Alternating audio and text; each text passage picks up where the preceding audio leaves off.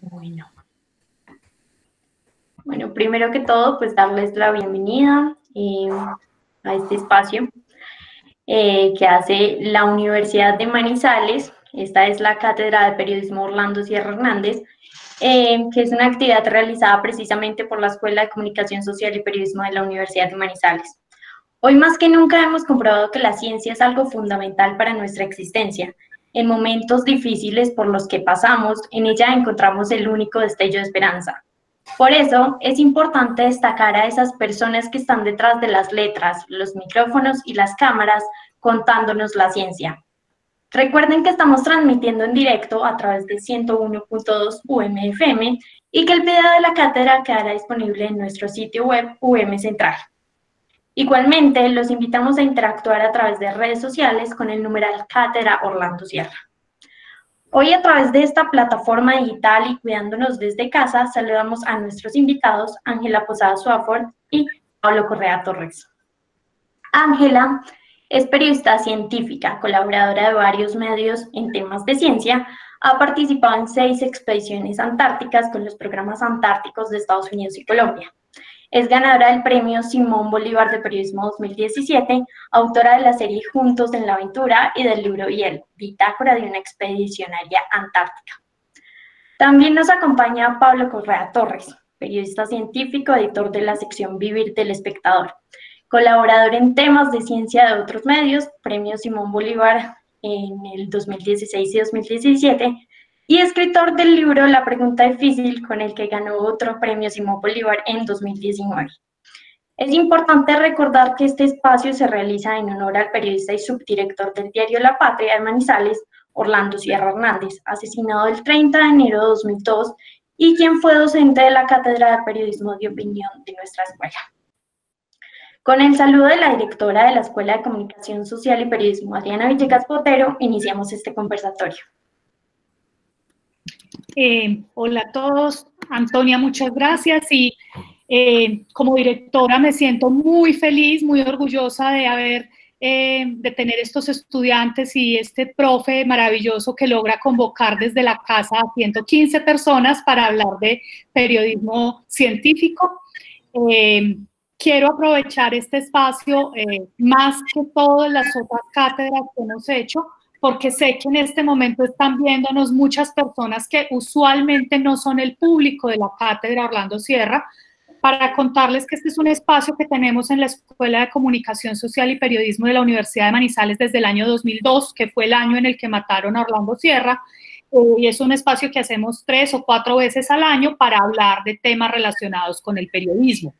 Como se trata, por un lado, de reflexionar sobre periodismo desde distintas aristas. La última que hicimos fue en febrero, cuando todavía nos podíamos juntar, sobre las mujeres en el periodismo deportivo.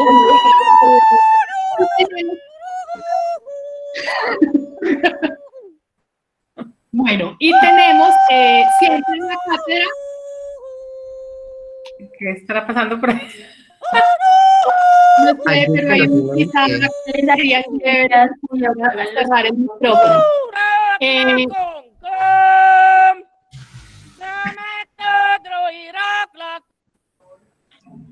Por favor, silenciemos los micrófonos.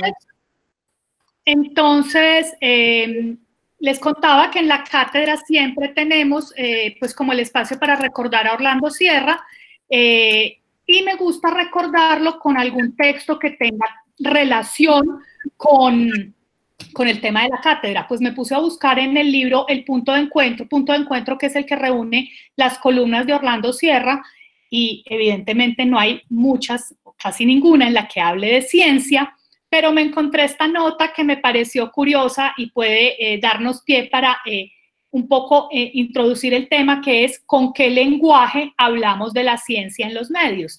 Hay una columna que él publicó el 3 de mayo de 1998 en La Patria, se llama Entre Cantinas y Garitos, y les voy a leer solo un pedacito. Dice: si usted es de los que amaneció en Guayabado, esta nota es para usted. Pero si usted no amaneció con el guayabo porque no tuvo con quién comprar aguardiente, pues salió limpio del bingo, entonces esta nota también le concierne.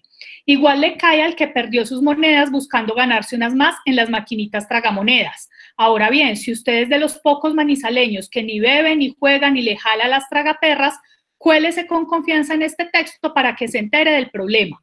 Manizales se nos está convirtiendo en una gran cantina, y no es impresión mía. El domingo pasado en El Tiempo salió una encuesta nacional realizada por la Liga Colombiana contra la Enfermedad Coronaria y la Hipertensión Arterial. Una de las preguntas tenía que ver con el consumo de alcohol. Resultamos campeones. En Manizales, el 24% de los habitantes toma semanalmente, le siguen Medellín y Pasto con el 22% y el 18% respectivamente. Leo ese pequeño texto, por supuesto para recordar a Orlando Sierra, pero también para indicar cómo podemos de pronto, con humor, si es válido o no, empezar a hablar de temas de periodismo científico. Y en ese orden de ideas, les agradezco a todos por estar acá, ya vamos 130, y los dejo con Carlos Urrego, quien será el moderador de esta charla. Muchas gracias a todos. Muchas gracias, directora. Ahora pues le doy paso a Carlos Urrego, docente de la Escuela de Comunicación, periodista científico, colaborador en varios medios, editor de la revista Eureka y director de Unidiario, encargado de moderar este conversatorio. Les pido un favor, y es que al final tendremos el espacio para las preguntas, por lo que les rogamos mantener su micrófono y cámaras apagadas. Gracias. Bueno, Toño, muchas gracias. Pues muchas gracias también a Adriana, la directora. La verdad es que yo no me esperaba que tuviéramos 135 personas conectadas. Parece que es muy buen número y, como decía Pablo, ojalá todos terminemos juntos este rato. Yo quiero empezar esta charla con 3 frases. La primera, abro comillas, no puedo decir que la Antártida es hermosa, está más allá de eso. El continente es absurdamente bello y misterioso, pero también es brutal e indiferente, como un asesino a sueldo. Eso es una frase de Ángela Posada en su libro Hielo. Otra, estamos atrapados en una ilusión. La conciencia sería un simple truco de nuestras mentes que no exige mayor explicación. Esa cita es de Daniel Dennett de la Universidad de Tufts y hace parte del libro La pregunta difícil de Pablo Correa. Y esa tercera frase dice así: nos hemos equivocado al pensar que nuestro papel se cumple cuando registramos lo último que ha sucedido y que es nuestra obligación para con el público y con el medio de comunicación contar lo más llamativo, alarmante o sorprendente, y que además responde a la curiosidad del mayor número de receptores de información. Formulo como hipótesis la idea de que a los periodistas en general nos preocupa poco el efecto que a corto, mediano o largo plazo puedan tener nuestras noticias. Eso es un fragmento de un discurso que pronunció Javier Darío Restrepo, que en paz descanse, en un congreso nacional reflexionando las disciplinas en Pasto.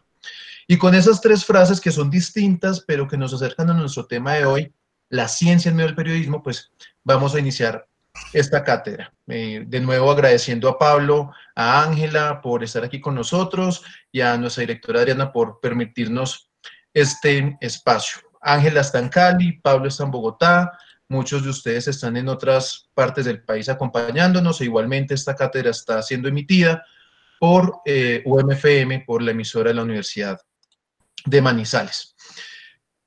Yo sé que podemos estar un poco cansados del tema del coronavirus, así que les propongo iniciar hablando de otras cosas y más adelante llegaremos a ese tema y al final tendremos pues algunas preguntas. Se acaba de conectar otro grandioso periodista científico, Federico Cuxo, se acaba de conectar a esta charla, entonces un saludo para él en Argentina. Y el periodismo científico en Colombia aún suena como raro, ¿no? Aunque es una especialización que lleva ya muchos años. Yo recuerdo en un artículo que escribió Lisbeth Fogg que decía que el aviso del terremoto de 1785 era un muy buen ejemplo de protoperiodismo científico.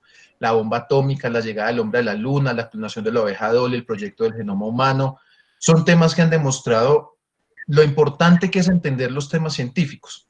Y yo quiero iniciar con una pregunta, Ángela, y es, ¿qué es ser periodista científico? ¿A quién se le puede llamar así? Si yo cubro cualquier cosa y un día tengo que ir a cubrir una nota de investigación en una universidad, ¿ya soy periodista científico? Carlitos, un periodista científico ante todo tiene que saber la ciencia, tiene que estar especializado o por lo menos haber hecho mucha investigación sobre el tema que va a cubrir. No es que un día te manden a cubrir moda y al otro día tienes que ir a entrevistar al físico nuclear. Eso es muy difícil, para eso es una exigencia casi imposible para un periodista. Entonces, un periodista científico se ha especializado, pero también entiende que tiene que ir a la fuente original que produjo esa noticia, entiende que tiene que preguntar a otras personas para redondear su información y que tiene que leer mucho. Es decir, a mí me pasa, yo digo lo que le pasaba, lo que decía García Márquez, que antes de él escribir una página, él leía 100. Realmente uno tiene que leer un montón, tiene uno que hacer mucho trabajo de background, y por eso es que la ciencia es difícil de vender, porque tú tienes que hacerle creer, tienes que seducir al público a querer entender la ciencia para su propio bien. Entonces, ese periodista, por eso es que no somos muchos, pero como digo yo, somos machos, porque no es un trabajo fácil, es sumamente agradable, tiene muchísimas recompensas, pero te exige realmente meterte a bucear profundo. Es la punta del iceberg, ¿cierto? Es decir, lo que tú lees es la punta del témpano de hielo de lo que tú escribes, de lo que ya sabes es del mar para abajo. Todas esas 3/4 partes de información y de confianza en ti mismo, porque sabes la ciencia, no se ven, pero salen. Es la esencia de lo que tú lees. Gracias, Angelita. Pablo, yo le he escuchado ya a varias personas diciendo que la ciencia no debería tener una sección en los medios, que la ciencia está finalmente en todo. ¿Usted qué piensa de eso? Hola Carlos, pues primero muchas gracias por esta invitación, a Adriana, a la Universidad de Manizales, a Antonia que nos presentó. Para mí de verdad es un honor participar en una cátedra en honor a Orlando Sierra. O sea, yo recuerdo hace 15 años cuando empecé en el periódico que acababa de pasar su muerte y en esa época los medios se reunían para investigar lo que había pasado con él. Entonces es un nombre que siempre, pues yo creo que acompañó a los periodistas de mi generación, y pues hoy estar participando y hablando en una cátedra que lleva su nombre, pues es un honor inmenso. Ahora sí, volviendo a la pregunta que me hacías, yo creo que la palabra ciencia y la etiqueta sí es cierto que puede asustar a mucha gente, desde el colegio hasta los periódicos. O sea, si ponen cada clase de ciencia, pues se matriculan menos de los que les interesaría realmente, y es posible que en el periódico pase lo mismo, en los medios.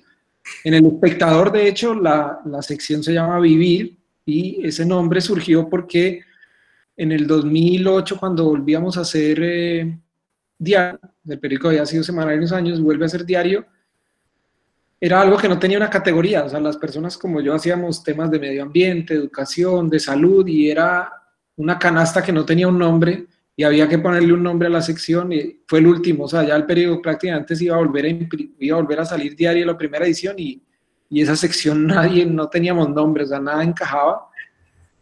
Alguien propuso ese y me gustó, y si miran en los diarios eso ha sido difícil poner una categoría.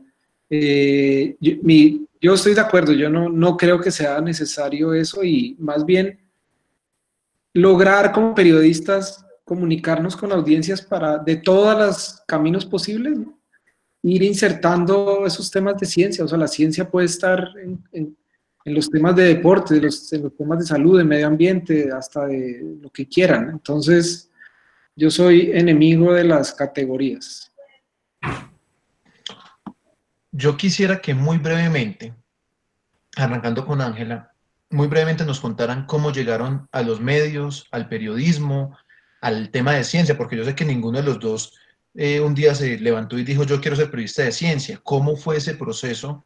Muy brevemente para llegar al tema, Angelita. Claro, Carlitos. Pues para mí yo estaba en Miami trabajando en el Nuevo Herald. Yo estaba recién llegada, tenía una maestría en periodismo de la Universidad de Kansas, pero eso no me valió de nada cuando llegué a pedir trabajo al Miami Herald, yo recién casada, porque simplemente allá lo que se valían, pues muchas veces eran los contactos. Entonces me dijeron, mira, chica, esto aquí lo que sirve es Cuba. Entonces, si tú quieres trabajar acá, tienes que empezar de oficinista. Entonces, pues muy bien, yo empecé como oficinista archivando las fotos y también escribí artículos y empecé pues poco a poco así. Finalmente al año me dijeron, no, nos gusta cómo editas, te vamos a dar una plaza de editora. Entonces yo pasé de ser oficinista a editar una sección, solo que la sección era sección de comida, se llamaba Gusto, y a mí se me quema el agua, yo no sé fritar un huevo. Entonces empecé, pero como me gustaba tanto, en ese momento yo más que todo me pensaba en medio ambiente, pero poco a poco fui entendiendo que el medio ambiente está lleno, es ciencia. Entonces, en mi sección de cocina, yo como editora de cocina empecé a poner toda clase de temas con alimentos genéticamente modificados, con la estructura de las papilas gustativas, todo lo que tú quieras de ciencia lo metí ahí y luego ponía, vea recetas en la página 40. Entonces fue así.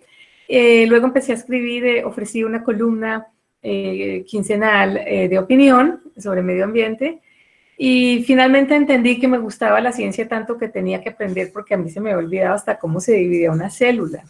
Entonces empecé a leer por mi cuenta libros aburridísimos de esos de texto de colegio y de universidad, hasta que me cayó en las manos, bueno, me fueron cayendo varias oportunidades chiquitas, pero luego me cayó la madre de todas, que fue la beca de periodismo científico Knight Journalism Fellowship en MIT, y entonces eso me dio todo ese bagaje que necesitaba para aprender la ciencia y luego pues para poderla empezar a escribir en los diarios, ya no como persona que está en el personal de a bordo de un diario, sino lo que llevo haciendo hace como 25 años, que es freelance, por mi cuenta, porque simplemente yo quiero hacer lo que quiero hacer, y en los diarios en ese momento ni en Miami ni en Colombia había la forma de trabajar de planta. Y dije, pues entonces lo hago por mi cuenta. Entonces fue así como una cosa llevó a la otra y uno se tiene que estar reinventando continuamente. Pero pues esa es la idea. ¿Y Pablo? Pues Carlos, mientras hacías la pregunta, me acordé inmediatamente del discurso que dio Steve Jobs antes de morir en la Universidad de Stanford. Porque de ese discurso a mí siempre se me quedó una frase y era, él contaba cómo él fue a la universidad, se metió a cursos de caligrafía que no tenían nada que ver, y solo hasta que diseñó el primer Mac entendió, mirando hacia atrás, porque había estudiado caligrafía. Él dice aquí, era imposible conectar los puntos mirando hacia el futuro cuando estaba en clase, pero fue muy, muy claro al mirar atrás 10 años más tarde. Lo diré otra vez, no puedes conectar los puntos hacia adelante, solo puedes hacerlo hacia atrás. Así que tenéis que confiar en que los puntos se conectarán alguna vez en el futuro. Tienes que confiar en algo, tu instinto, el destino, la vida, el karma, lo que sea. Y me acordé de esta partecita de ese discurso porque fue exactamente lo que me pasó cuando yo salí del colegio. Yo estudiaba en Bucaramanga, pues las 3 opciones o los 3 caminos normales para alguien que crece en una ciudad como esa es Derecho, Ingeniería o Medicina. Yo me incliné por la medicina porque me gustaban la biología en el colegio. Sin embargo, 3 años más tarde decidí retirarme, y cuando terminé el colegio, la primera carrera que descarté, yo me acuerdo algún día estar viendo todas las carreras, lo primero que descarté fue comunicación social, porque era una carrera asociada a reinas de belleza y una cosa como de farándula, pues ese era mi imaginario. Y 4 años más tarde, el día que decidí salirme de medicina, mi mamá fue la que me dijo, porque no pensaba en periodismo, a mí nunca se me había pasado esa palabra por la cabeza. Y ese día, esa tarde, recuerdo que imaginando, porque no conocía periodistas, cómo podía hacer la vida de un periodista. Me atrajo la idea de la variedad de temas, me atrajo la idea de escribir.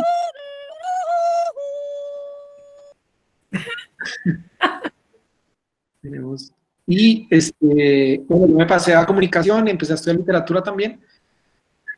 Y como decía, esa pregunta me la han hecho, que miro hacia atrás y me doy cuenta cómo se daron los puntos, y era ese punto de la medicina y en ella la ciencia con el periodismo. Al llegar al espectador, todos esos puntos se conectaron y se convirtieron en esto, en un ejercicio del periódico, de esas 2 ramas, de un amor por las humanidades, por la escritura, y un amor también por ver el mundo a través de los ojos de la ciencia. Hey hopito oisteyo sesne abu polima. Os grier yodito. Les rogamos, por favor, mantener los micrófonos apagados. Bueno, Angelita, en medio de tantas historias, de tantas crónicas, de tantos temas, ¿cuál hoy en día recuerdas y aún te pone los pelos de punta? Tú dices, a mí esto nunca se me va a olvidar, esta historia, este personaje.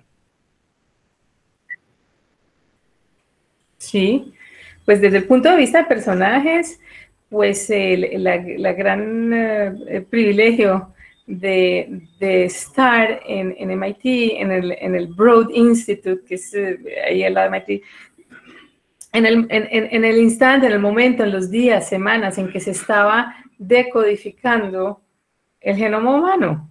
Entonces, pues tener invitados que iban a darnos cátedra a nosotros, por favor, Francis Collins, y él trabajaba en la parte federal, en el gobierno de Estados Unidos, y también Craig Venter, venir a conversar con nosotros y mostrarnos también el esfuerzo de trabajo con el genoma humano en el laboratorio, pues de allá del lado de MIT, del Broad Institute. Es increíble pues ver estas personas que semanas después iban a estar en la Casa Blanca al lado de Bill Clinton, recibiendo, pues, anunciando este otro pequeño proyecto o grande proyecto Manhattan de la genética. Eso entre muchas cosas, ¿cierto? Una cosa es la aventura de estar en el lugar remoto, maravilloso, pero otra es meterte dentro de estas mentes increíbles. Ese privilegio es wow. Y pues en mi área específica, pues la astronomía es una de las cosas que me gustan mucho.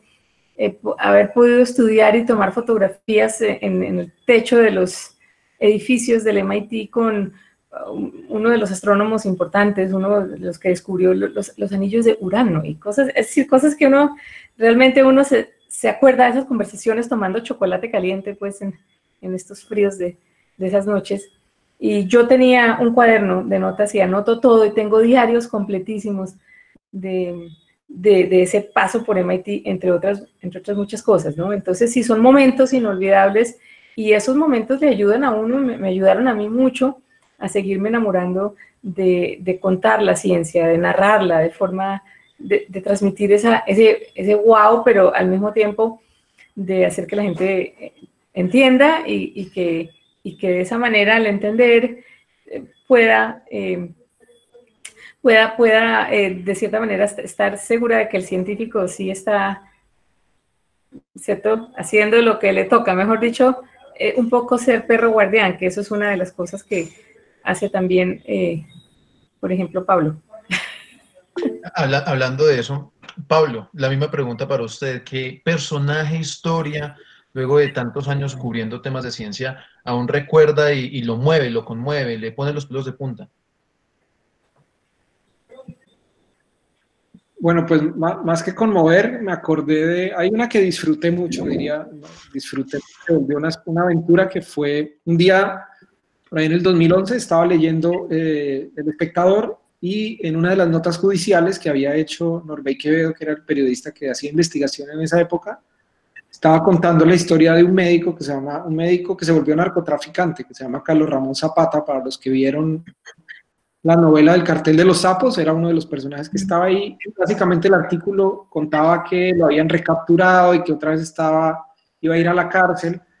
Y bueno, era esa historia, pero en la mitad de la historia, por ahí en un parrafito, decía que Carlos Ramón Zapata, que había sido médico de la universidad, se graduó, ya no me acuerdo si se alcanzó, sí, creo que se graduó de la Bolivariana en Medellín. Decía que mientras estaba activo y era narcotraficante, tenía mucho dinero, había intentado financiar una vacuna contra el VIH. Cuando yo vi esa frase, porque eran dos frases, medio párrafo, yo vi pasar frente a mis ojos una película completa de periodismo científico. O sea, dije, esta historia tiene que ser contada. O sea, ¿cómo así que un narco quería hacer una vacuna contra el SIDA, contra el VIH? Entonces yo recorté ese periódico y lo tuve como un año conmigo. Empecé a tocar puertas a ver si alguien me contactaba con ese narco. lo empecé a buscar y yo siempre tuve ese papel en la maleta que llevaba todos los días al trabajo. Finalmente, cuando fui a Estados Unidos también un año, contacté a las cárceles allá, me dijeron que no estaba, bueno, por una larga historia que no viene al cuento, logré por fin tener un correo electrónico del tipo, le escribí y le dije, mire, yo soy periodista de ciencia, trabajo en El Espectador en Colombia y vi esto, me gustaría hablar con usted. Y a los 5 minutos me llegó la respuesta, sí, claro, llámeme.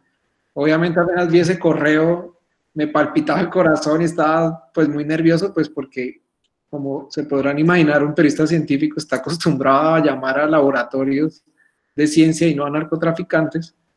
Y bueno, y ahí empezó esa historia de, yo tuve que viajar a Miami a encontrarme con él, y ya bueno, ahí empieza una historia un poco rocambolesca en la que él me entrega los documentos que tenía y finalmente esa historia sale publicada en El Espectador y el título era La narcovacuna y fue una historia que disfruté muchísimo y era muy divertida. Qué buen título, qué buena historia, no me la sabía. Muy buena. Yo quisiera preguntarles ahora un poco por el método. Es decir, cubrir una nota de farándula o un tema judicial no es exactamente igual a cubrir un tema de ciencia. Por eso digamos que uno en general hace una diferenciación entre una revista de información normal a una revista científica, pues porque hay un método diferente. ¿Cómo es el método de trabajo de ustedes? Llega un tema y ¿ahí qué pasa, Ángela? Pues lo que pasa es que yo no tiendo a no responder, como no estoy en el periódico de la noticia diaria, tiendo pues a no responder a la coyuntura. A breaking news, a la noticia, sí. Entonces yo lo que hago es que trato de empezar a agarrar, si saben un tema que va a ser durísimo y que se empieza a desgajar y empieza uno a ver, ok, qué ángulos interesantes puede haber sobre esto, quién está haciendo qué, empiezo como a pensar en un ángulo, tú por decirte de la vacuna o del COVID, o etcétera. Muchas veces yo no respondo a la noticia, perdón, muchas veces yo me la invento, simplemente que me ha gustado, me interesa ir a visitar algún laboratorio interesante, algún centro de investigaciones.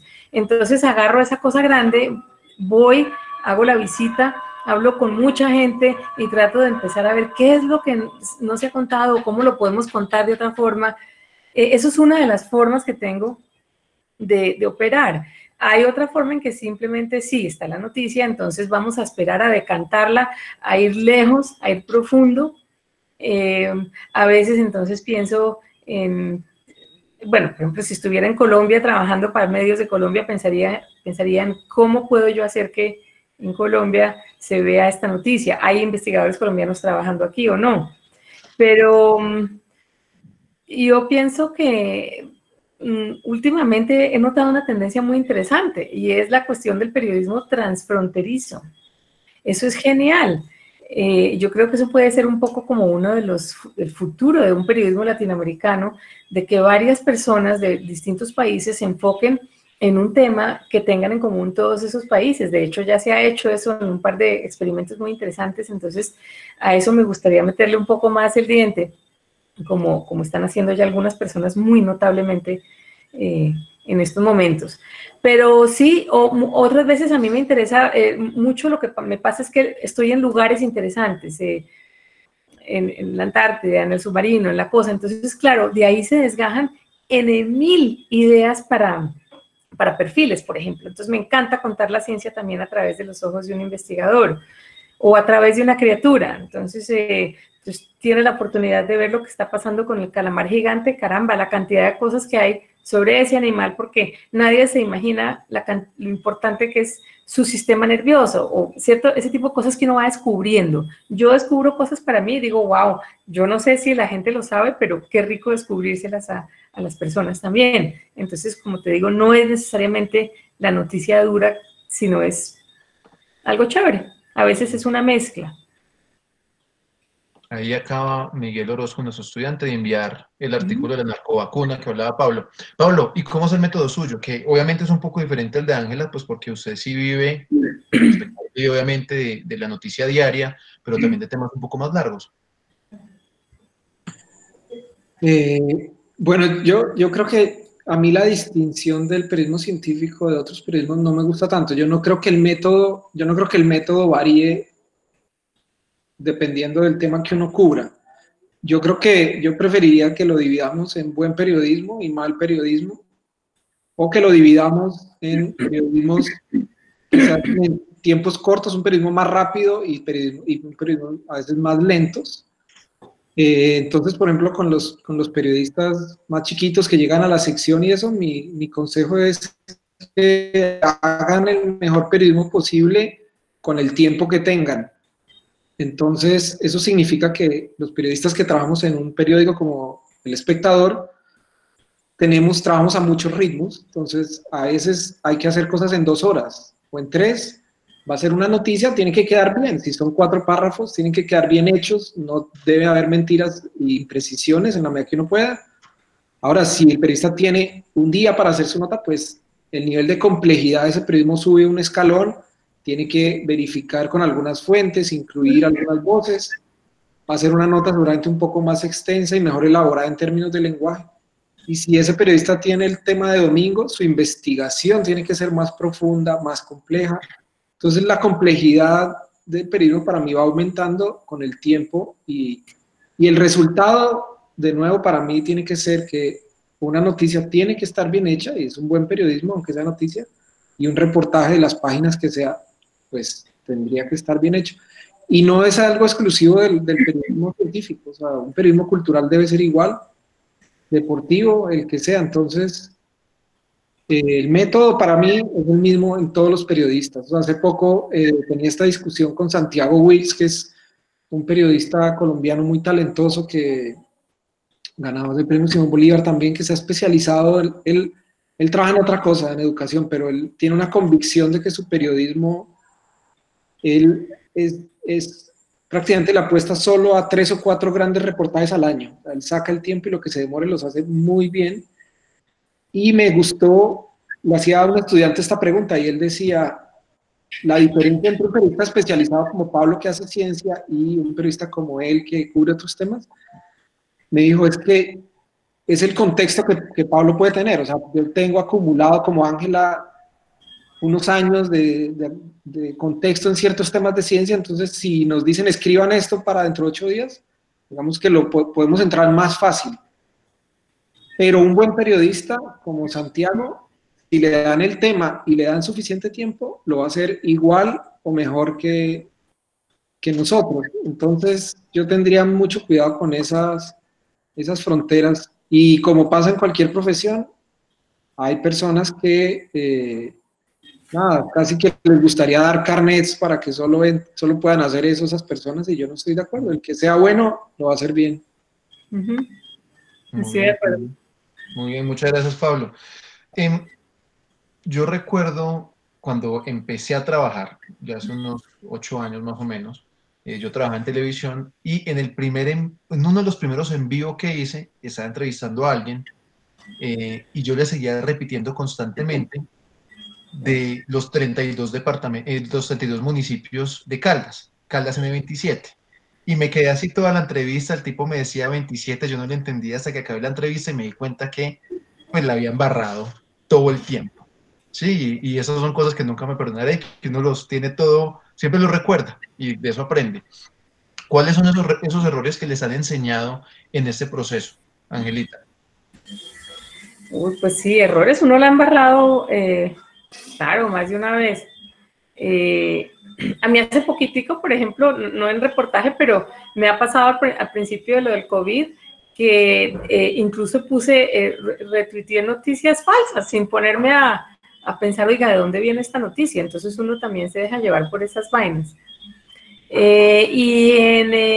Así en periodismo impreso, así de embarradas, tal vez que uno no corrobora, al principio me pasaba mucho, no corroboraba es decir, hubiera podido hacer más, hablar con más personas. A veces el artículo solo tenía una fuente o 2 fuentes, y entonces en esa fuente me acuerdo que al principio hice una cosa sobre alimentos genéticamente modificados, y la persona que me habló era una persona que estaba totalmente sesgada, y yo pues, nada, le comí todo el cuento. Entonces, esas embarradas uno, pues al principio las hacía mucho más, ¿no? Yo creo que sí, la otra cosa es que uno a veces no, al principio me pasaba que no entendía bien la ciencia y me daba pena preguntar, por más de que pues creía saberla, pero resulta que no sabía bien. Entonces me pasaba que salía la cosa mal hecha, la ciencia pura mal, sobre todo en el primer año, en el Nuevo Herald, cuando me dejaban escribir notas, digamos, un poquito más científicas de lo normal. Entonces, pues eso pasaba, ¿no? Pero eso todavía uno cae en esas cosas. Sí, eso sí, esa es la embarrada. Tiene uno que tener el bombillo rojo ahí todo el tiempo prendido. Y uno Pablo. Un editor. Todo el mundo necesita un buen editor. No, así es. No, pues yo vivo con ese temor todos los días, Carlos. O sea, yo me levanto y temo por mis errores y los de los periodistas que trabajan en la sección, que son 7, porque los errores salen muy caros también en tiempos de redes sociales donde las audiencias, pues gracias a redes sociales tienen una voz y una capacidad de interpelarlo a uno Sí. y hoy estamos en un mundo muy distinto al del mundo en que yo empecé a hacer periodismo. O sea, hace 15 años uno publicaba y eso se iba y uno no sabía quién lo leía, quién le llegaba. Hoy uno publica y a los 35 segundos ya hay alguien diciéndole, le faltó una letra, la embarró en nuestra palabra, esa idea no está mal, ese aparato no es para eso, esa cifra. Bueno, hay una vigilancia social intensa, sobre todo si uno también como periodista está en redes. Eso ha sido muy valioso, muy enriquecedor, muy exigente. Yo vivo, o sea, de verdad paniqueado de a qué hora la va a embarrar. Me ha embarrado mucho y como usted decía, es curioso, los errores se quedan en la memoria como con una especie de como una especie de estrés postraumático. Se queda la memoria de ese error patinando durante años en la memoria. Y creo que es interesante porque, como Carlos decía, esos errores, cuando uno sabe conversar con sus errores, los errores le recuerdan, lo hacen reflexionar, lo hacen cambiar algo. A mí, ¿qué me ha pasado? Que cuando sé que me estoy metiendo en un tema delicado, cuando sé que hay algo que está en juego, la reputación del periódico, mi reputación, o es un tema en el que está acusando a alguien, creo que estoy hiperalerta y ahí casi no he cometido un error significativo hasta ahora. Donde la he embarrado constantemente es cuando esa tensión se relaja, entra uno y se mete por el afán. Y hace 8 días tuve un momento bien difícil porque me habían pasado el documento en el que estaban las cifras que el distrito iba a pagar por el hospital en Corferias. Yo no cubro el distrito y eso, le pasé eso a un periodista, ese periodista hizo la nota, de nuevo, como estamos hablando, contrarreloj, a esa persona, ese periodista le confirmaron que eso era así, y yo apenas vi la nota, tuiteé algo que decía como que la Cámara de Comercio de Bogotá iba a cobrar un alquiler por eso. Inmediatamente saqué eso, apareció el contrato que habían firmado. Y eso me generó, obviamente, un montón de tensión ahí en Twitter y la gente preguntando. Y fue, claro, lo que sí pasó, digamos, lo que yo tenía absoluta seguridad es que sí venían en unas negociaciones por el arriendo.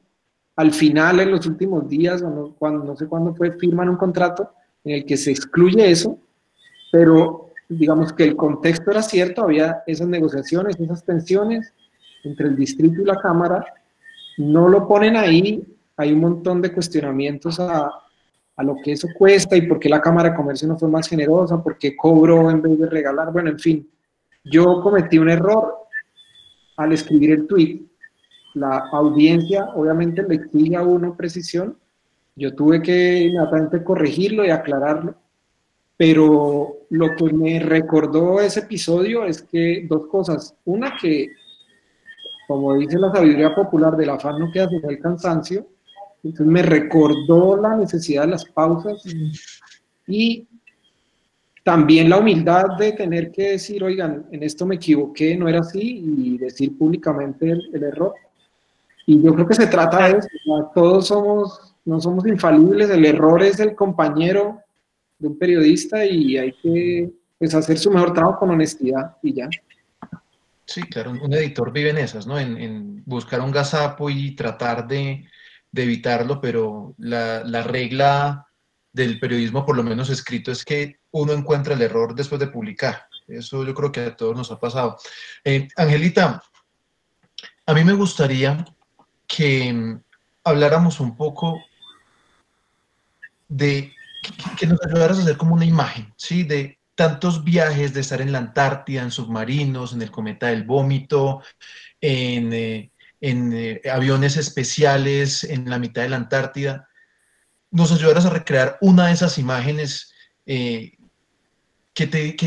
sea importante para ese ejercicio que has hecho. ¿Tú dices uno de esos momentos? Uh-huh.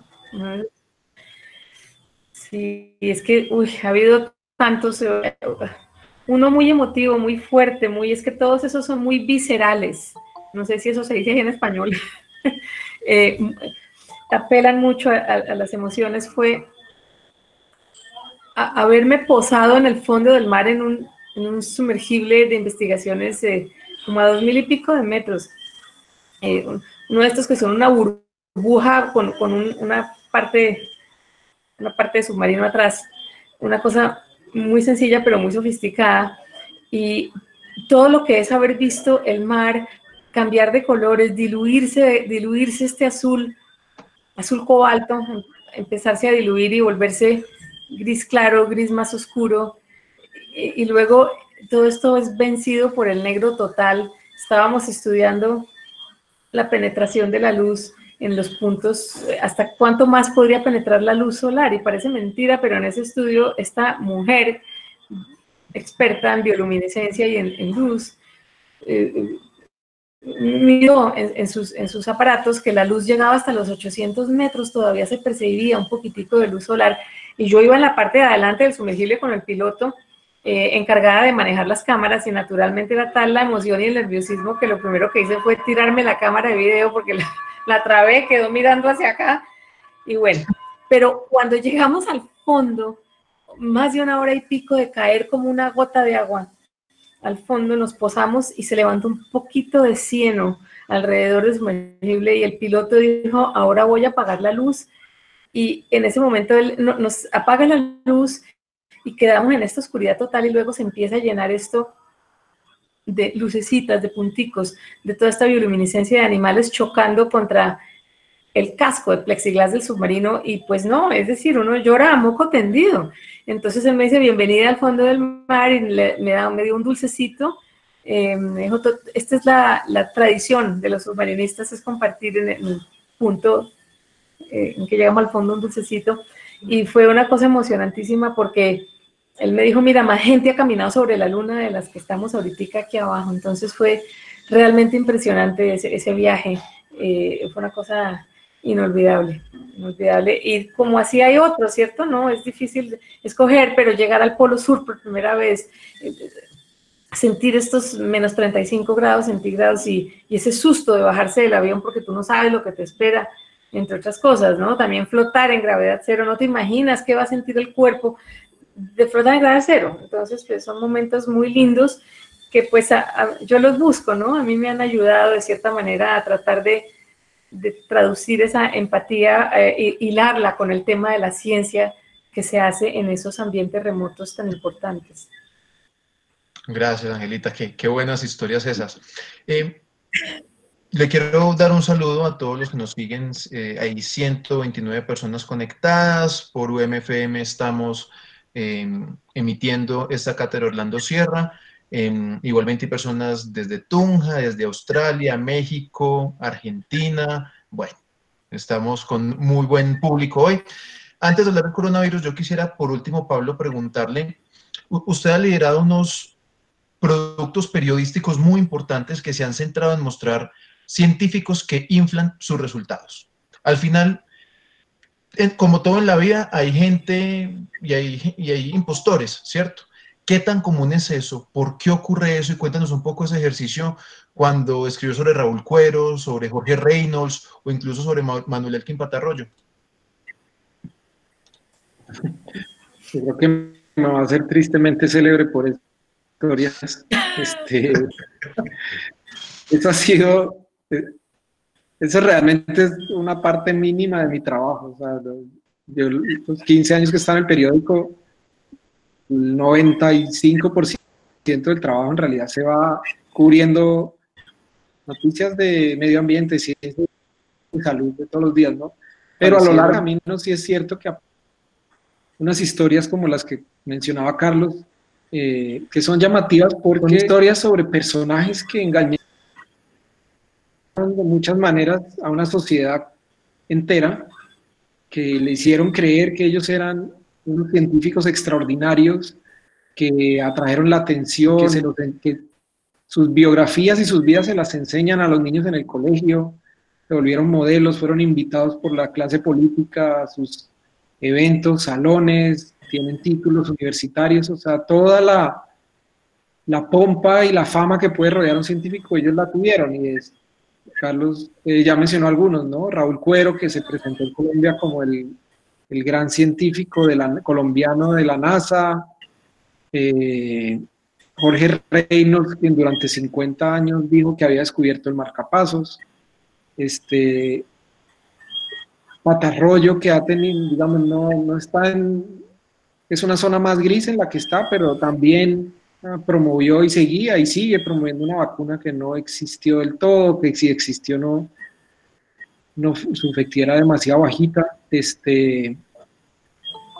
y pues han sido, ¿por qué existen esos personajes? Bueno, y el periodismo científico sirvió un poco para desenmascarar eso fue lo que ocurrió, que ha servido. La historia una aclaración, la historia de Raúl Cuero no la escribo yo, se la escribe un profesor de la Nacional que se llama Rodrigo Bernal, que es botánico. Yo simplemente acompañé, edité la historia y hice una entrevista complementaria, pero y eso para que quede claro que esa historia no la hice yo. Pues el periodismo científico ha servido un poco para mostrar, yo creo que esas historias por un lado muestran la fragilidad de la ciencia en nuestra sociedad, y esa fragilidad es tanta que nos engañan fácilmente, y nos engañan tan fácilmente que desenmascarar esos personajes tampoco es tan difícil, o sea, lo puede hacer un periodista científico.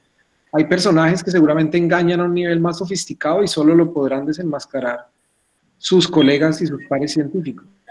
Estos casos, aunque llaman la atención, yo creo que en términos de investigación son burdos incluso, no es que exijan tanto esfuerzo. No sé por qué ocurren, o sea, es un fenómeno social complejo, sería bueno entender cómo se forman. Son mitómanos muchos, son personas que, yo creo que cada historia en particular tiene sus matices y se conectan con una sociedad con un cierto grado de analfabetismo científico. Entonces, termina pasando eso. Yo creo que lo interesante es a esas historias preguntarles que se vuelvan un espejo de nuestra sociedad. O sea, la historia de Jorge Reynolds es un tipo que durante 50 años dice que inventa el marcapasos y está en todas las academias, está en la Academia Nacional de Medicina, está en la Academia de Ciencias Exactas, Físicas y Naturales, le hacen homenajes en todas partes, y la pregunta es, ¿qué dice eso de nosotros? La reflexión ahí queda en punta. Bueno, vamos a hablar ahorita un poco de lo que estamos viviendo, de la pandemia, del COVID, y yo quisiera arrancar con Ángela, porque Ángela es una enamorada de los animales raros aún más. Pues raros es una exageración. Y yo creo que leemos un poco los murciélagos, que de entrada son animales que estigmatizamos, pero ahora con todo lo que está ocurriendo, pues aún más.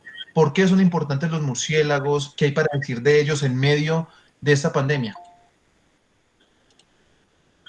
Los murciélagos, de lo que he podido seguir aprendiendo, yo estuve encantada con ellos desde hace años, he hablado con muchísimos investigadores y he salido con ellos al campo a atraparlos de noche, a verlos, a entenderlos, a sacarles muestras, a estudiar su sistema de colocación. El punto es que los murciélagos, la mayoría comen muchísimos insectos, pero muchísimos, es que un murciélago se come algo así como que 600 moscos o insectos por hora y consumen su peso en insectos cada tanto tiempo.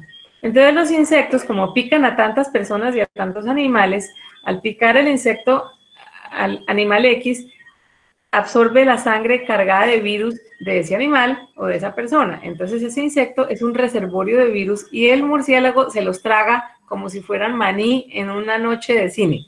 Entonces ese insecto tiene un montón de virus, ese murciélago tiene un jurgo de virus por dentro. Eso quiere decir que tiene una enciclopedia de virus y un catálogo de virus tan sumamente impresionante que, claro, es un reservorio que, a su vez, el murciélago, si alguien se lo come o alguien lo entra en contacto con sus líquidos y con su orina, con su sangre, con una gota, una lágrima de un murciélago tiene millones de partículas de viruses X. Entonces, naturalmente que son reservorio de virus, pero virus malos y también hay virus buenos que no hacen nada, que no nos matan. Entonces, el punto con los murciélagos es que, además de los servicios ecosistémicos como tragarse los insectos y polinizar, porque si no fuera por insectos no habría ni tequila, porque los insectos son los que polinizan el agave, entre otras cosas, el banano, el mango, y las selvas son dispersores de semillas. Aparte de todo eso bonito, ellos son un organismo modelo para estudiar los virus. Ese murciélago, según me hablan muchos de los expertos, los murciélagos pueden tener la clave de cómo curarnos del COVID-19 y cómo estudiar o prevenir o entender las próximas pandemias, porque definitivamente que esta no es la última. Entonces el murciélago es la pieza clave porque es que tiene un montón de otras cosas importantes. Entonces ese sistema inmunológico del murciélago es muy fuerte. Entonces, tenemos mucho que podemos aprender de él. Entonces, es un poco, como me decía alguno de estos expertos, Hugo Mantilla, de la Universidad del Quindío, hace poquito que estuvimos hablando con él en un video de Todo es Ciencia, me decía, mire, esto es como cuando por allá después del Renacimiento que quemaron todos los libros en el oscurantismo, quemaron todos los libros de sabiduría griega. Nunca pudimos entender por qué quemamos todos los libros. No queremos hacer eso con los murciélagos porque ellos tienen información muy valiosa. Entonces lo que tenemos es que meterle plata a estudiar los murciélagos, entre otras cosas. Muy bien. Voy a ser un poco irresponsable, Pablo, y voy a decir que creo yo que si uno le pregunta a cualquier persona del común sobre qué tiene para aportarle la ciencia colombiana a controlar este virus, muy posiblemente su respuesta sería poco o nada. ¿Usted qué piensa de eso?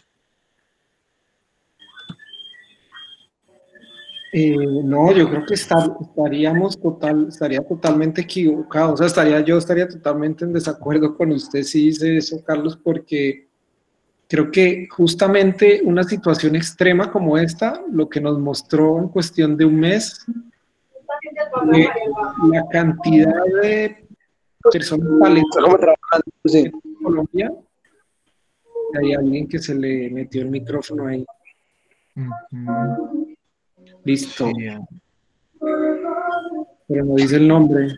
Se le activaba. Listo, ya, prosigue. No, Carlos, decía que uno de los aspectos fascinantes quizás de lo que estamos viviendo y ojalá sea una de las cosas que recordemos como algo positivo que nos deja esta pandemia, es justamente ese que nos mostró desde el principio una cantidad enorme de científicos muy valiosos que trabajan a todos los niveles. O sea, uno puede ir a ciudades más pequeñas y encuentra, por ejemplo, epidemiólogos muy pilos haciendo muy bien su trabajo por comunidades, puede subir a un nivel nacional y encontrar en institutos como el Instituto Nacional de Salud, en las universidades, un montón de gente capaz de en cuestión de días ponerse a hacer ciencia que se necesita, y eso lo vimos con las pruebas. Colombia tenía un déficit de pruebas de PCR para diagnóstico de coronavirus, y eso fue en 15 días que se unieron laboratorios de las universidades, se organizaron y empezaron a hacerlas. Y luego también nos mostró los cerebros fugados de Colombia, y uno donde mire, o sea, con respecto al coronavirus, si se quiere meter en virología, hay virólogos colombianos en las mejores universidades del mundo trabajando en virología, en epidemiología ni hablar. Vimos que aparecieron casi estrellas internacionales colombianas en esto. O sea, la mujer que dirige los estudios de la OMS para evaluar tratamientos es una colombiana. Su unidad del Imperial College, o sea, la que está ayudando a construir los modelos matemáticos, es colombiana. Hay María del Pilar Lemos, que es otra colombiana que está, se me olvidó que está trabajando, pero pues, está evaluando las vacunas. O sea, una cantidad de talento de primer nivel. Entonces, y a eso sumémosle la ciencia criolla, digamos, que explotó con creatividad, hacer ventiladores y propuestas de ese tipo. Creo que hay mucho talento, y ojalá esta epidemia nos haya recordado que podíamos hacer muchas cosas aquí. Angelita, usted hace tal vez 1 o 2 semanas, escribía un artículo en Revista Semana sobre cómo la ciencia nos ha unido, ¿cierto? Entonces está el CERN, el Proyecto del Genoma Humano, la Estación Espacial Internacional, que pues son muestra de cómo no importa el país, la raza, nada de eso, sino que la ciencia termina uniéndonos. Esto que nos está pasando, este virus, se puede decir que es un proyecto de ese tipo. ¿Usted cómo ve la ciencia que hay detrás de todo eso que está ocurriendo? Recientemente estaba leyendo un artículo del País y me encantó. Es tal cual, es lo mismo que, es decir, ellos dicen que esto es el proyecto Manhattan del momento. El proyecto Manhattan, siendo el que ensambló, inventó la bomba atómica, tomando todo lo que no se sabía de física. Este es el proyecto Manhattan. Esto es como casi que como una de esas misiones lunares, porque sí, vamos a terminar teniendo una vacuna, pero es la rapidez con que se está haciendo, el objetivo es rapidez, pero sin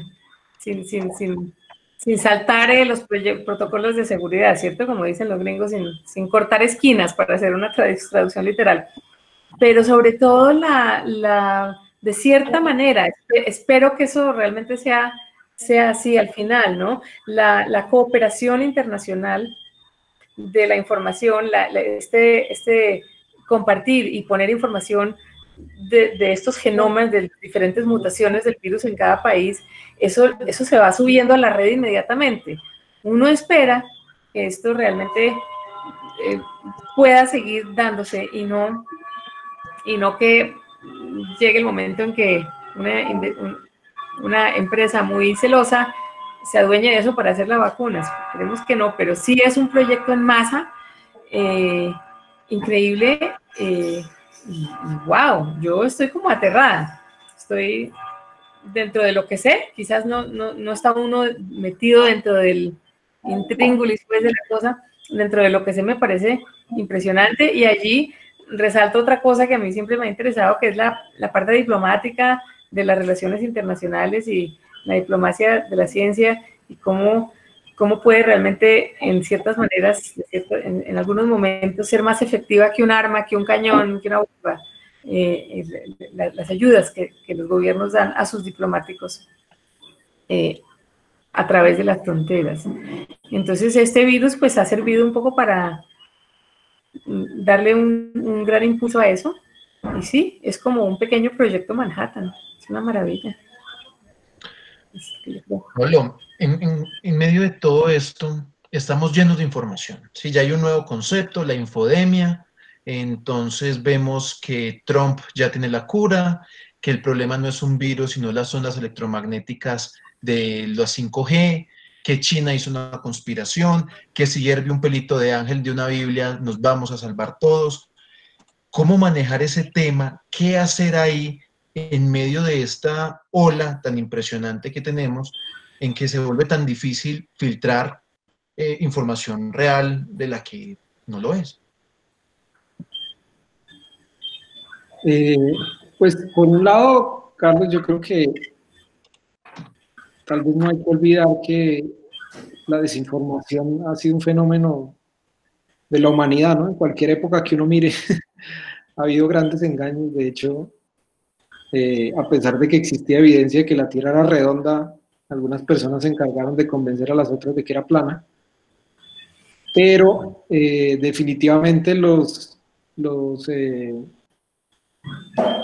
un mundo donde la comunicación, la posibilidad de estar comunicados, pues por todas las tecnologías, es tan inmensa que también se magnificó quizás el problema de la información. La información, de hecho, se parece, el contagio de la información se parece mucho al de los virus. Así como un virus se va esparciendo, ocurre lo mismo con la buena información y con la mala información.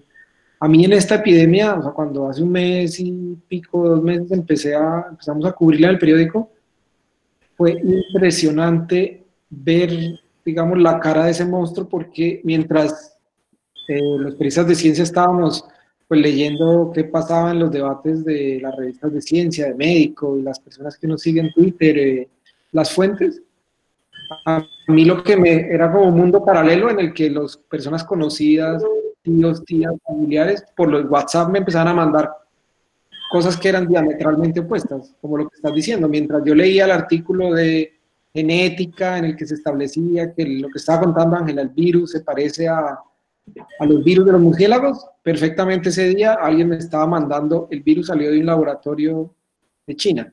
Entonces se crearon 2 realidades en las que como periodista, pues traté de, digamos, de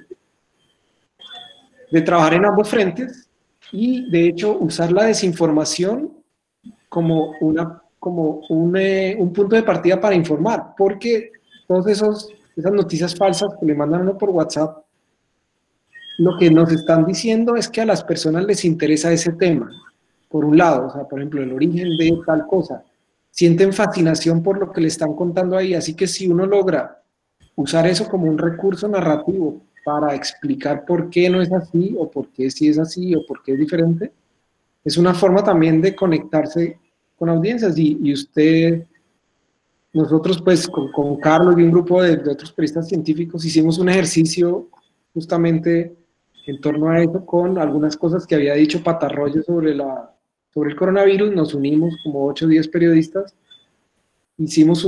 y estábamos respondiendo un poco a esa desinformación, y fue esa nota, una vez se construyó, y se titula Las metidas de pata de Patarroyo. Yo creo que fue una de las más leídas, por ejemplo, en el periódico durante estas semanas.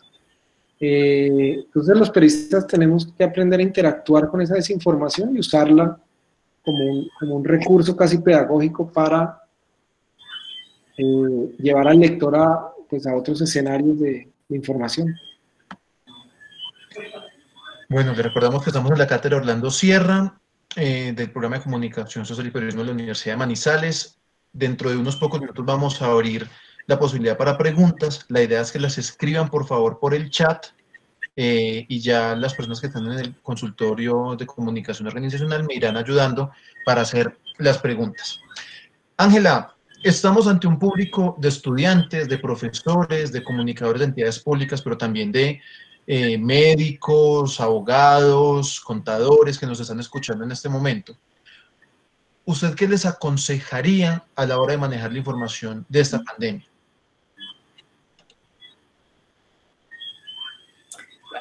¿Tú dices a los abogados, médicos, etcétera?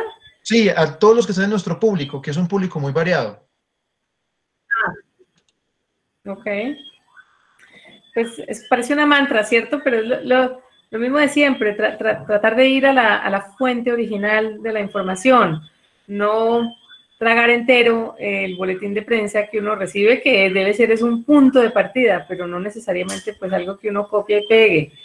Es tratar de buscar varios ángulos, es tratar de entender los que no están en la profesión médica, tratar de entender lo más que puedan qué es esto del coronavirus, es que no es un tema fácil, pero lo que necesitamos es sentirnos seguros de que lo entendemos y tener en cuenta que no hay preguntas tontas y que además necesitamos aprender a traducir el lenguaje difícil o el lenguaje propio de cada profesión, en este caso de la ciencia médica, de la genética, la virología, y usar las herramientas de la buena narrativa literaria, de usar las comparaciones, una que otra metáfora, para que la gente entienda, tratar de ponernos en los zapatos de esa persona que está allá en la calle y que entienda. Eso pues ya se ha vuelto como cliché, pero es un cliché de verdad. En el caso mío, yo además tengo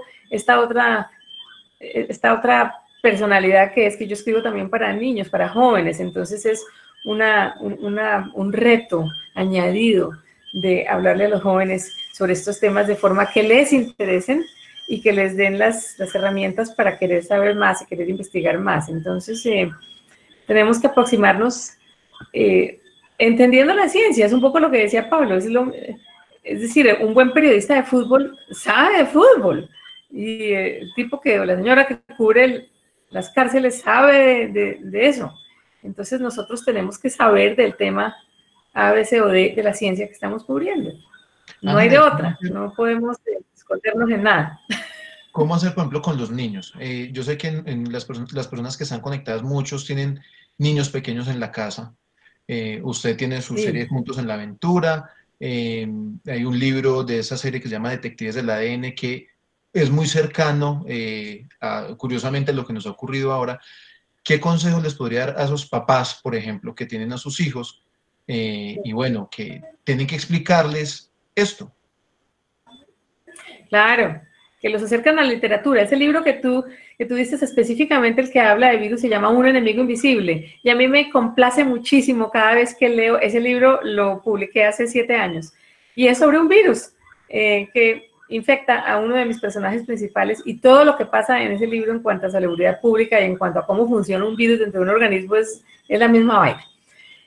Yo creo que si yo tuviera niños entre los 8, 9 y 15 años, los impulsaría. Esas edades son mágicas también, es el momento en que se les despierta esta curiosidad, no negarles impulsarlos a que lean, no solo que lean, sino que es que lo que yo trato de hacer con estos libros es abrirles la mente, es abrirles el mundo, es que no lean como carretillas, sino que se pregunten esto por qué, que quieran estudiar un poco más allá, entrar al internet y averiguar un poco profesionalmente qué es lo que pasa, ¿cierto? Cómo trabaja un biólogo, cómo trabaja un médico, que se hagan esas preguntas. Entonces, pues esto yo lo hago a base de novelas con narrativa, como si fuera una novela de detectives, solo que el tema pues es la ciencia. Entonces yo creo que a mí cuando era pequeña, pues me negaban muchas cosas frívolas que yo pedía, pero lo que no me negaban era un libro. Y ahora que los libros pues se consiguen también en formato electrónico y son más baratos, pues lo hace más fácil, ¿no? Entonces impulsar y yo diría que el ejemplo, el buen ejemplo, si los niños ven al papá leyendo por las tardes o por las noches, pues se van a interesar, y yo creo que eventualmente van a querer leer también. Bueno, muy bien. Muchas gracias a los dos. Antonia, creo que podemos empezar con las preguntas, así que tienes la palabra. Bueno, por acá está la primera pregunta de Federico Cuxo, perdón. ¿Cómo ven los próximos 5 años del periodismo científico en la región? Pablo. Bueno, no, yo aprovecho para las 118 personas que se conectaron desde México, Colombia, para escucharnos.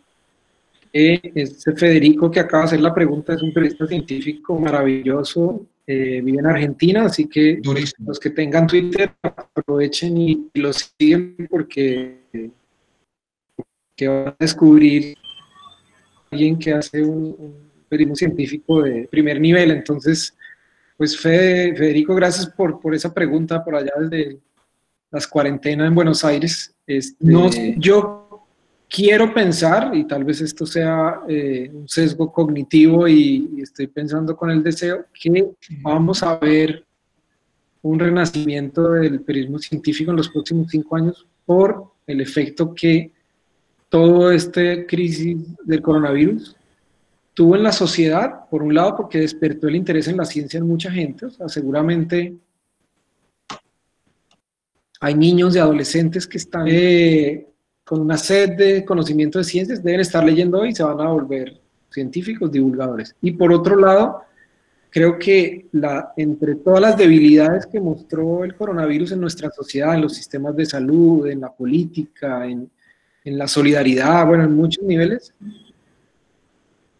uno en el que se manifestó sin duda fue la debilidad de los medios de comunicación en términos de ciencia y salud. Como muchos medios no tienen periodistas, no los han apoyado, no los han cuidado, no los han dejado formarse en términos de ciencia y salud, durante estas semanas, bueno, pues cometieron muchos errores, sintieron la necesidad de tener a alguien que conozca fuentes, y lo que yo vi o intuyo que sucedió es que sus editores y sus jefes, realmente los directores de los medios o personas que tienen mucho poder dentro de los medios, que habían sido apáticas a esto, debieron sentir en carne propia la necesidad.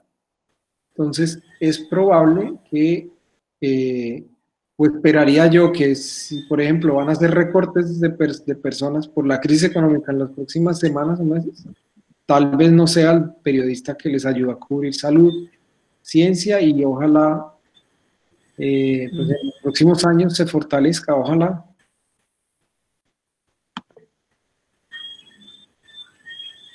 Antonia, ¿qué más preguntas tenemos? Estoy de acuerdo. Hola, Fede. Yo no sé si Fede todavía está ahí, pero yo también le mando un abrazo a Fede, que es un gran amigo. Yo también pienso un poco pensando en lo que decía yo antes, que pues tal vez parte de ese futuro sea esta colaboración entre países. Es que eso es genial, que uno poder colaborar con el experto en Argentina, en Chile, con el periodista colega de uno, en descubrir estos temas que además van a darle realce a la ciencia que se hace en nuestro continente, que muchas veces pues uno no sabe bien lo que está pasando en otro país, y cuando uno junta ese conocimiento pues se puede volver algo muy potente. Y creo que también sería chévere así que el resto de los otros hemisferios conozcan lo que pasa en la ciencia en Latinoamérica. Entonces ojalá que eso también sea un efecto del coronavirus, y en general un efecto de que vamos madurando como periodistas poco a poco. Nuestros países que hace unos 10, 20 años, 15 años no hacían muchas olas en este sentido, ahora pues realmente han sacado unos ejemplos muy notables en periodistas de ciencia. Así que yo también soy un poco optimista. Listo, vamos a seguir con una pregunta de Jaime Pulido de la Universidad de Boyacá. ¿Cuáles serían los retos y metodologías aprovechables para conectar el periodismo científico con la academia y la escuela, toda vez que la sociedad colombiana tiene un profundo déficit de cultura y alfabetización científica? Arranquemos con Angelita, ¿qué piensa? A ver, vuélveme a decir, ¿los métodos para conectar el periodismo con la academia? ¿Más o menos? Sí, señora. Pues a mí, personalmente, a mí he tenido una experiencia muy, muy bonita con varias universidades colombianas y otras extranjeras, en que he notado, y yo he ofrecido estos talleres para investigadores, para estudiantes de diferentes carreras científicas y para profesores universitarios, talleres para aprender a comunicar su ciencia no solo a otras personas, sino a sus pares, a sus mismos profesores que van a estarles monitoreando su tesis, su disertación de tesis, porque pues eso es lo que hace falta. Entonces, en ese sentido es un poco acercarlos al periodismo, y de hecho incluso una vez tuve un taller en los Andes muy bonito, en el que algunos de estos investigadores, después de 2 semanas de trabajo, produjeron unas piezas muy bonitas, por ejemplo, sobre mariposas, y fue lindo porque yo invité a Pablo para que fuera a mi curso y oyera la exposición de estos muchachos, y uno de ellos terminó escribiendo una nota que fue publicada en El Espectador. Entonces eso fue una cosa pues muy motivante para ellos. Entonces yo creo que también es un poquito que el investigador, la academia, entienda la relación que tiene tan profunda con el periodismo. Que la otra cosa que yo veo allí es que nos hace falta un poquito, pero cada vez estamos mejor en eso, en Colombia, en conectar las oficinas de comunicaciones de las universidades con los investigadores de esas universidades y con el periodista allá afuera. Entonces hay magníficas universidades que hacen eso muy bien, como la Universidad del Norte en Barranquilla, el ICESI, aquí en Cali, la EAFIT, la de Antioquia, los Andes, la Javeriana, tienen muy buena, la Nacional, ¿no? Entonces yo pienso que estamos cada vez madurando más, pero todavía nos hacen falta especializar, que en esas oficinas de comunicaciones haya periodistas científicos. Eso todavía nos falta un poquito, tener un poco más de especialización allí. Pablo, ¿qué tal? Yo diría, sí, a mí ese es un tema que me obsesiona, porque creo que donde debemos poner periodistas científicos es principalmente en las universidades. Cada vez que una universidad logra construir su oficina de comunicaciones en torno a una filosofía de periodismo científico, ocurren cosas maravillosas en esa universidad. Yo creo, y además porque las universidades son el lugar, o sea, si tomamos Colombia, ¿dónde está concentrado el mayor número de científicos, investigadores, gente con doctorado? Están ahí, son comunidades gigantes metidas en esas universidades. Entonces, una vez uno les pone comunicadores, como si creara un puente entre esos grupos y la sociedad. Yo casi creería que hay que inventarse un Tinder de periodistas científicos, con científicos, porque no para lo que se están imaginando, sino porque cada vez que ocurre ese match, cada vez que hay un comunicador con ganas y talentos narrativos y conoce a un científico con la necesidad de contar lo que hace, ese match generalmente termina generando cosas maravillosas. Ángela pues es un ejemplo de eso, con un montón de científicos, pero hay muchos científicos que a lo largo de su carrera no se cruzan un buen periodista que les ayude, o un buen comunicador que les ayude y les ayude a descubrir el mundo de la comunicación. Entonces, yo sí creo que esa tarea ahí le queda pendiente a la Universidad de Manizales, que entre otras cosas, por Adriana de Carlos y por lo que veo ahora Antonia y seguramente otra generación de periodistas, han sido uno de los nuevos bastiones del periodismo científico en Colombia. Están haciendo una escuela y cultivando esto allí, y eso a mí me parece muy valioso y muy admirable de ustedes. De acuerdo. Bueno, la siguiente pregunta es para Ángela. Dice Johnny Alexander Betancourt, Zuluaga Betancourt, qué pena, dice que es fan declarado de su libro Hielo, y en este usa un sinfín de metáforas y comparaciones para mostrarnos cómo se ve y se vive la Antártida. ¿Cómo se llega a desarrollar esa gran capacidad para usar este tipo de figuras literarias? Pues mira, lo mío es puro amor a ese continente, pura pasión a la ciencia que se hace, y naturalmente que me ayudó infinitamente a haber estado, ¿cierto? Yo soy una gran creyente en estar allí. No siempre es posible, es decir, es un privilegio del carajo. Pero haber estado allí y luego haberme metido en la mente de esos científicos que me explican las cosas, y haber yo sentido y visto y tocado la pluma del pingüino y esa cosa, eso es lo que me ayuda a mí. Es decir, yo hubiera descrito un témpano de hielo como cualquier persona si no conociera el témpano de hielo, pero te juro que el día en que yo salí de mi camarote y vi el témpano de hielo que está en el libro, que es una cosa luminosa, como si tuviera un bombillo por dentro, a mí se me ocurrió esta frase, es como me estuvieran hablando y me estuvieran diciendo, yo soy la luz del mundo. Se me ocurren esas cosas, pero como te digo, es puro amor. Un poco también leer, yo leo mucho literatura, leo poesía, pero leo buena narrativa, leo y lo pienso. De hecho, tengo que darle las gracias a una profesora que tuve en la Universidad de los Andes, que era una profesora de francés, llamada Danielle Lorite. Danielle Lorite, la primera clase de ella nos dijo, vayan, agarren la foto o el libro de arte que ustedes más les gusten, piensen, escojan una imagen, un cuadro de cualquier artista y descríbanla. Describan lo que ese cuadro les hace sentir a ustedes en francés. Claro, estaban aprendiendo francés. Y qué es lo que está pasando, qué es lo que ven y qué pasa, por qué te sientes así. Entonces yo agarré el diccionario de francés-español y empecé a enamorarme de las palabras. Y hasta el día de hoy yo tengo libritos en mi mesa de noche, tengo una libretica para francés, para inglés y para español, donde yo anoto palabras que me gustan, palabras que me fascinan, que yo digo, Dios mío, esto es divino, palabras, ¿cierto? Me enamoro de las palabras bonitas y entonces trato de usarlas en estas descripciones, pues como para llegar, yo trato de poner a la gente en el lugar, pero también me gusta ponerla dentro de la mente del investigador cuando se puede, pero sí, es una mezcla de cosas, ¿no? Te preparan toda esta cosa, este amor que nació allá hace tiempos en esa universidad, hace 20 años, los que sean más, te preparan inconscientemente para esto, pero tienes que tener esa sensibilidad de que te guste lo que estás haciendo, el idioma, el paisaje y la ciencia. Un poquito de eso. Listo, pregunta Sebastián Cardona Londoño.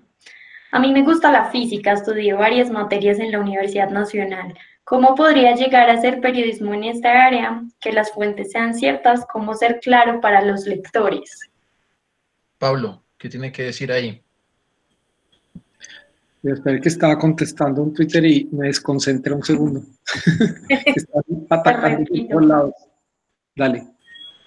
Te repito. A mí, pues dice Sebastián Cardona, a mí me gusta la física, estudié varias materias en la Universidad Nacional. ¿Cómo podría llegar a hacer periodismo en esta área? Que las fuentes sean ciertas, ¿cómo ser claro para los lectores?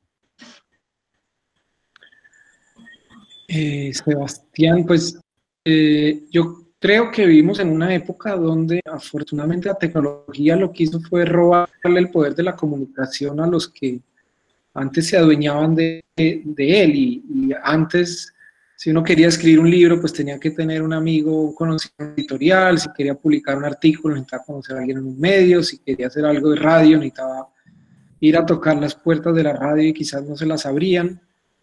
Y hoy hay tantas herramientas gratuitas que el poder de la comunicación está en manos del que lo quiera hacer y lo quiera hacer bien, al punto que muchas personas independientes tienen audiencias mayores que las de un medio de comunicación. Entonces, primero creo que diría eso, se trata de empezar a hacerlo sin miedo, de una forma espontánea, honesta, la comunicación.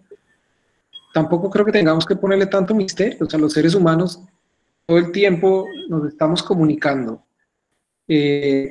Si alguien, por ejemplo, Sebastián, viene de la física, es profesor, los profesores por su propia labor ya son comunicadores natos, ya saben construir una narrativa en sus clases. Entonces lo que simplemente a veces tienen que hacer es perder el miedo ante esas otras audiencias. Yo creería que, bueno, yo lo que suelo decirle a los estudiantes es que todos tenemos distintos cualidades narrativas, ¿no? Distintas formas de comunicarnos. Hay personas que son cercanas a la escritura, hay unas que son cercanas a la fotografía, al video, al hablar con la voz, o sea, hablar. En la medida en que uno sea consciente de cuál es su fortaleza, sobre esa, yo diría que comienza a construir su divulgación o su periodismo. Hay cursos online, siguiendo a las personas que a uno le gusta, uno va robándose trucos ¿no? Es como los magos, uno va y le roba sus trucos narrativos y los empieza a integrar.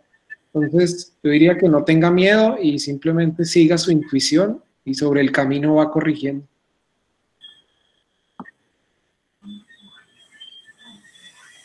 Ángela, ¿vas a decir algo? ¿Vas a decir algo? ¿Yo? No, estoy de acuerdo con Pablo. Que yo añadiría otra dimensión, pero ya no es periodismo necesariamente, aunque puede llegar a ser, es el arte. Pues, es decir, uno puede comunicar mucha ciencia a través del arte y hacerlo de forma que integra el periodismo, pero pues eso es harina de otro costal. Listo, Esteban Gallego nos dice, hoy en día hay una gran cantidad de movimientos que van en contra de algunos conceptos fundamentales de la ciencia, como que el planeta no es redondo o que las vacunas son herramientas de control y no hay necesidad de utilizarlas. ¿Por qué creen que todos estos movimientos crecen todos los días y qué puede hacer el periodismo en contra de estas teorías conspiranoicas? Sí. Arranca, Angelita. Ok. Sí, hace poco comentábamos eso en otro chat y pues mi reacción inicial había sido decir, pero caramba, no hay que ponerles bolas y no hay que darles publicidad y propaganda a todas esas teorías de la conspiración y simplemente a palabras necias oídos sordos, pero lo que pasa es que sí me hicieron caer en cuenta que, pero Dios mío, es que son tantas las teorías conspirativas que lo que hay que hacer es combatirlas pues con buena ciencia, con buena narrativa científica, pero no es fácil porque esas teorías, como decía Pablo al principio, son, o creo que eras tú, Carlitos, son muy atractivas, ¿no? Que nunca llegamos a la luna o esas cosas, y uno me provoca es mirar hacia arriba, decir, Dios mío, pero yo creo que de alguna forma sí, es importante estudiar y entender de dónde viene esa psicología y contrarrestarla con las cosas como son. Yo pienso que la ciencia y el mundo natural puede ser más maravilloso que cualquier teoría conspirativa. Entonces, es explicar, encontrar la forma de no hacerle tanto bombo a esos twitters y más bien explicar, es decir, por decirte los murciélagos, que son Satanás, que son no sé qué, pero resulta que tienen cualidades de arquitectura tan maravillosa que no es sino contagiar a la gente de esta maravilla en ese sentido, de lo que es estas criaturas, ¿no? Entonces, pues, ¿qué dice Pablo? Yo creo que es un tema muy complicado. Sí, es un tema complicado, estoy de acuerdo. Yo creo que tenemos que partir de que la estupidez humana no se puede erradicar. Eso va conmigo siempre con nosotros. Buena frase para Twitter. Ya me están haciendo bullying por lo de la frase del Tinder, ahí ya se pegan, quién sabe en qué termine mi frase.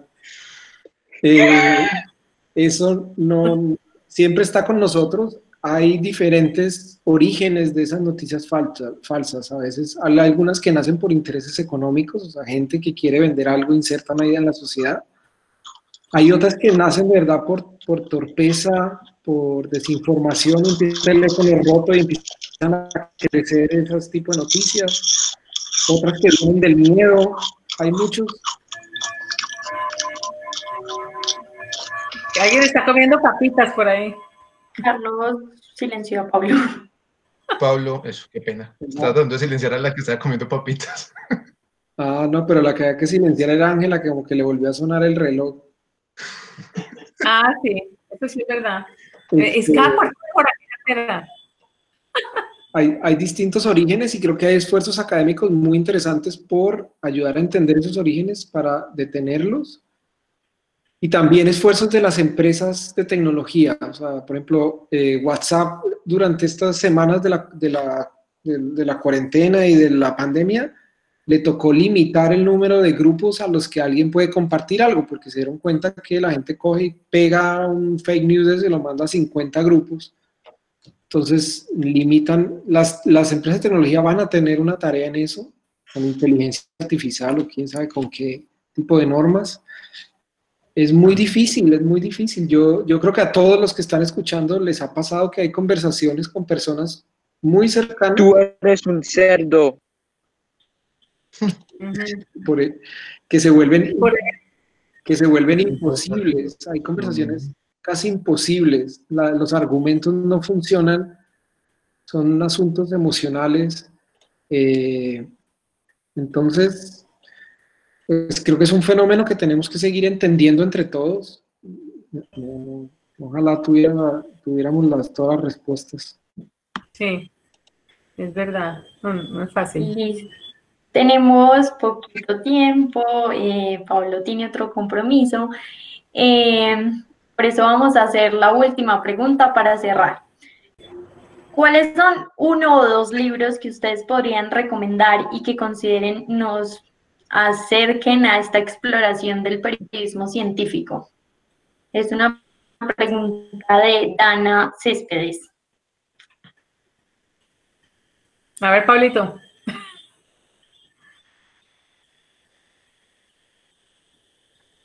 Bueno, a mí me encanta, es uno de los libros que más me transportó a lugares a los que no había ido y quizás no pueda ir del todo, que es El río de Wade Davis. Es un libro conocido en Colombia, afortunadamente ha tenido bastante difusión y es la historia de uno de los grandes botánicos del siglo XX, Richard Evans Schultes, en sus viajes por la Amazonía colombiana. Para mí es un libro fascinante porque conecta, o sea, es una gran crónica de viajes, pero conectada con la botánica, con la política, casi que a través de ese libro entiende uno fenómenos del siglo XX, o sea, del siglo de tecnología, bueno, una variedad de temas conectados a través de la historia de ese botánico. Y otro que es fascinante, que creo que sí está en español, que es la historia de Henrietta Lacks. Es que estaba mirando a ver cómo lo trajeron al español. Tal vez la inmortal Henrietta Lacks, toca buscar el título en español que no me acuerdo. Sí, toca, sí. Pero esa historia resulta que es una mujer afroamericana que en los años 30, 40 llega al hospital de Johns Hopkins, que tiene un tumor, un cáncer de cervix. Los médicos le toman una muestra de células, era una mujer de una familia pobre del sur de Estados Unidos. Toman una muestra de células, pues como es un cáncer, son células que se reproducen y se reproducen y se reproducen sin parar, y esas células que ellos toman se empiezan a convertir son células que llevan a un cultivo de laboratorio, y cada vez que los investigadores de Johns Hopkins necesitan hacer una investigación con células, toman esas células para hacer pruebas, para inyectarles medicamentos, para lo que sea. Y empiezan a estandarizar eso, que se vuelve una empresa mundial de células que se llama Angela por Henrietta Lacks, y millones, trillones de células de esas han sido vendidas en el mundo. Hay tantas células Angela en el mundo que superan el número de células que formaron el cuerpo de ella en algún momento. Y es un libro que muestra el potencial del periodismo, cómo hacer un gran periodismo científico. Y de nuevo, un periodismo científico que nos hace casi atravesar y viajar en la historia de muchos fenómenos. Y bueno, yo recomendaría esos dos. Yo ahora estaba buscando el nombre, el del autor del mío, y lo más chistoso es que los dos, tengo dos libros que me encantan del mismo autor, pero son demasiados. Bueno, el autor se llama Richard Preston, y uno de los libros de los que es que creo que no, ojalá que todavía esté disponible, se llama First Light, Primera Luz. Es un libro que describe cómo uno de los grandes telescopios por primera vez abre sus párpados al universo, de ahí la primera luz. Ese es el término en astronomía cuando se va a estrenar un telescopio.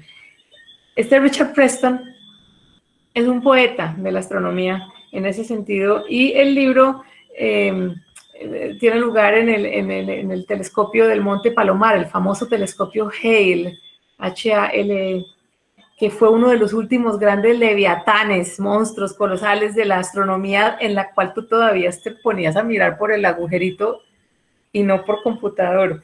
Y este señor pues pasó muchas noches al lado de los astrónomos y de los técnicos que trabajaban este monstruo de telescopio. Es una cosa sensacional. No solo la tecnología, la técnica del telescopio, sino la ciencia. Ese mismo autor escribió otro libro que se lo recomiendo, que se llama La Zona Caliente.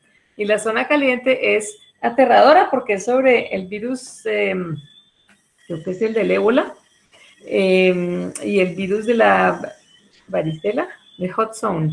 Entonces, es interesantísimo por cómo él describe, bueno, los laboratorios de bioseguridad. De hecho, muchas de esas experiencias las pude yo recrear en Un enemigo invisible. Pero fuera de él, hay una escritora que me encanta, con la cual me siento muy identificada desde que la descubrí, porque yo dije, Dios mío, estamos en la misma página, yo escribo así. Se llama Diane Ackerman, A-C-K-E-R-M-A-N, Ackerman. Es una bióloga, pero es una bióloga poetisa. Ella ha escrito una colección de cuentos cortos que se llama, ¿cómo es? The Moon by Whale Light, la luna vista a través de la luz de una ballena. Bueno, son cuentos de ciencia sobre murciélagos, ballenas y sobre la historia también de otros animales, pingüinos. Y ella lo que hace es que, igual que tiendo a hacer yo cuando tengo el tiempo, es pasar largos ratos con un investigador en una salida de campo y de ahí construir toda una narrativa preciosa. Entonces esos son los dos que yo aconsejo, los autores, entre muchos otros. Bueno. Muchísimas gracias a los dos, el tiempo es cortico. Igualmente a Carlos, a Adriana Villegas por permitir este espacio. Pues llegamos como a 140 personas y es algo pues que en una cátedra Orlando Sierra pocas veces se ha visto. Entonces la virtualidad pues nos ayuda y nos beneficia en algo. Sí, así es, pues yo les agradezco mucho, cerca de 140 invitados, estamos terminando de 104, aún más pues tenemos algunas reacciones a través de la emisora que también nos han estado escuchando. Recuerden que esta grabación va a quedar en nuestro portal web www.umcentral.humanizales.edu.co y no sé si Adriana quiere decir algo de cierre. Que muchas gracias a todos, a Ángela, Carlos, Pablo, Antonia, por la generosidad y a todos los asistentes. Tuvimos profesores de comunicación de distintas ciudades del país, jefes de prensa o periodistas que trabajan en entidades del sector público, en universidades, estudiantes.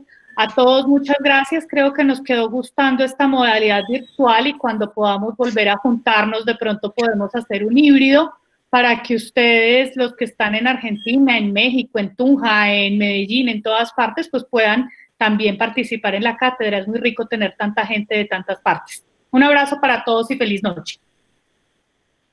Muchas gracias. El portal, nos está preguntando el portal donde queda la grabación, lo voy a poner en el chat, pero es UM Central, que es el sitio web donde publicamos los productos que hacen nuestros estudiantes en la Escuela de Comunicación Social y Periodismo. Angelita y Pablo, muchas gracias. A todos, muchas gracias. Es una próxima ocasión. Chao. Muchas gracias a ustedes, Pablito. Chao, chao. Un abrazo. Chao.